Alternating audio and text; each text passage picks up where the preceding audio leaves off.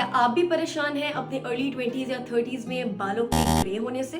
तो डरिए मत, मेरे पास आपके लिए एक बहुत जबरदस्त, बहुत इकोनॉमिकल सोल्यूशन है। All you need is this.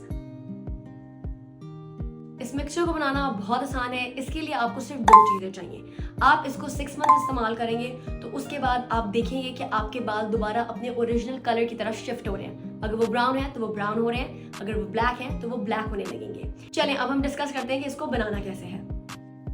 आपने half cup black sesame seeds, जिसको काला तिल भी कहते हैं, उसको रोस्ट करना है। रोस्ट होने के बाद उस मिक्सचर को आपने ग्राइंड कर लेना है और इसमें लास्ट चीज़ जो जाएगी वो है हनी।